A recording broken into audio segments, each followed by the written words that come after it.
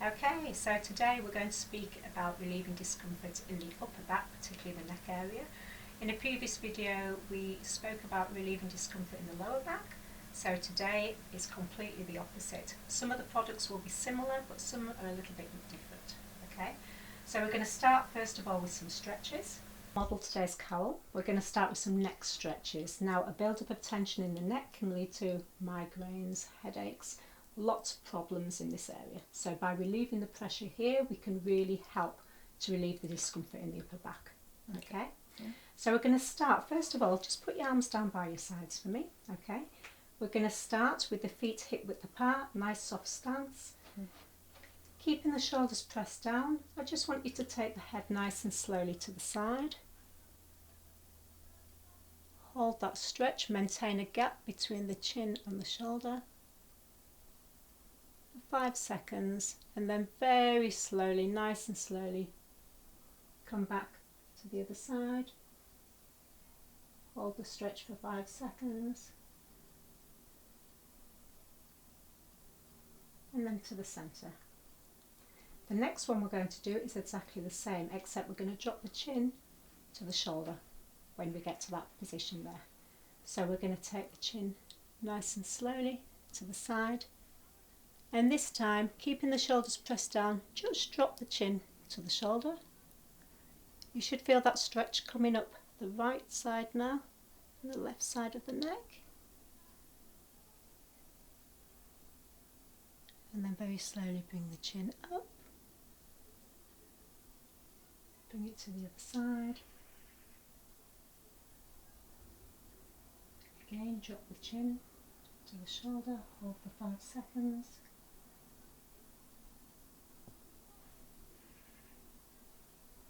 And bring the chin up and come to the centre.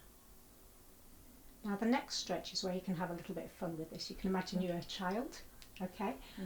Almost think there's a pen at the bottom of your chin and you're trying to draw a necklace.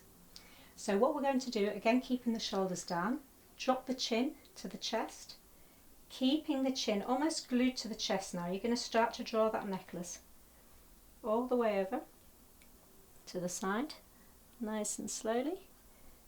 Now when your chin gets to where the shoulder is, what I want you to do is keep the shoulders pressed down and your stance forward, but you're just going to take the neck and slightly twist so you're looking over that left shoulder as much as you can, and then just take the head up, hold it for 5 seconds, drop the chin down to the shoulder, and then again draw the necklace all the way to the other side, not stopping. When we get to the right shoulder, again take the chin up, hold for 5 seconds, the head stretching, and then lower the chin back to the shoulder and come to the centre. Okay, now the final one for the neck is we're going to make a V with the thumb and the finger. Okay, so just follow exactly what I'm going to do. So first of all, with the right hand, we're going to make that V, okay, with the first finger and the thumb. We're going to place it on the opposite ear. And then all we're going to do is take a deep breath in, and then breathe out and pull down. Now to maximise this stretch, there's 2 things you can do. In my case, the left hand, I can push the left hand down into the floor. That will automatically increase the stretch. Okay. The other thing you can do is when you initially go into the stretch, as opposed to having your head bent, if you have your head directly forwards, and bring the arm up now for me, like you did originally. Okay. So this time, instead of keeping the head tilted, you're going to have it still because it's almost going to work as an extra weight. Now take the stretch over, and now you can feel it more. Yep. Okay. And each of those stretches you will hold for 10 seconds, at least twice a day. Okay? Okay. So this final stretch for the upper back, we've worked the neck muscles. We're actually going to work a really important area now. If you just turn around for me, Carol, I'm going to show you here on the back. The trapezius is a kite-shaped muscle which covers the whole of the back. Here are the rhomboids and these is the deltoid on either arm. These muscles get very, very tight. This stretch will work all of those muscles. So if you just turn back for me. So what we're going to do is we're just going to clasp the hands together like this and then push the palms out and push forwards. Now that stretch will work directly into those areas I was showing you. If you want to direct it into one arm in particular, simply take the right hand, place it on the left wrist. Push forward now on the left arm and that will direct it into that shoulder blade. Okay, hold for 5 seconds and then reverse it onto the other arm, push forwards. If you can't find the right position, you should feel a pulling between the shoulder blades. All you need to do with this one is you literally bend the knees, try this one, bend the knees, pull the belly button in towards the spine and push forward. And that can actually redirect where the stretch is felt, but it should be between the shoulder blades. Yeah. Okay.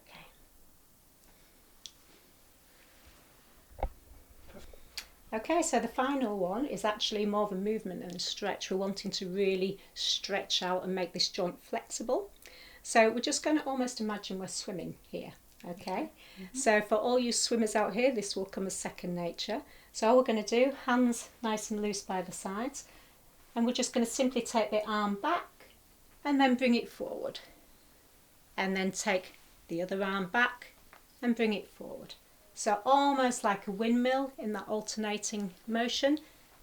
That's going to stretch out the whole of the upper back and the shoulders.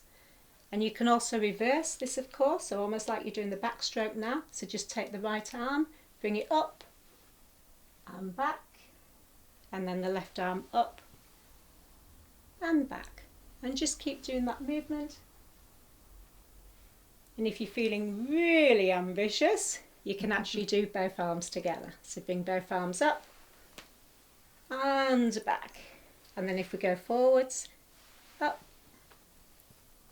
and forwards. Good luck. Okay, hi everyone. So originally, earlier today, we actually spoke about some stretches for the upper body to relieve the discomfort there in the neck and the shoulders. I'm going to take you through some products now. These are very similar to the products we used for the original video, which is releasing discomfort in the lower back. So the first one is my favourite, the Epsom range. They are fantastic. Epsom salts in a nice hot bath, good soak, amazing way to relieve pressure, stress, worries will just literally melt away. You may not have a bath. Okay, so another great option that you can use is the shower gel and also the soap. These are all equally good, effective products.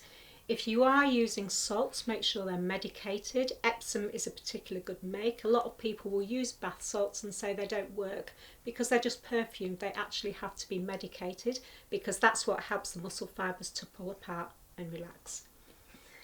Now the next product, which is excellent, is again the magnesium oil. This you just spray directly onto the skin and leave it. It's great, as I said previously, for anxiety as well and for relieving discomfort. The deep heat, fantastic products. Again, the lotion, the spray. Also Vicks is a very good product. This isn't just for colds, this is also really good for tension in the muscles. It's fantastic for relieving stress and strain and general pains. Now in the original video about relieving discomfort in the lower back, we spoke about using the massage balls. These are fantastic. The only difference is when you come to using them for the upper back, you obviously need a smaller ball. So again, you can either use the tennis ball, but even better, use these balls here with the spikes. Can you see they're smaller? One's slightly bigger than the other. And all you're going to do is use them all the way around the scapula here. So start at the bottom and then gradually move the ball up all the way to the top of the neck. Again, breathing Keep the ball in place in each point for about a minute and then gradually move it up. It will be uncomfortable at the beginning, but just breathe through that. The muscle fibres will part and the pain will go. At that point, move the ball to the next spot. Okay, so what can you do if you're travelling? Okay, it's not always practical to have all these products to hand. So first of all, an essential for any neck pain sufferer is a cushion.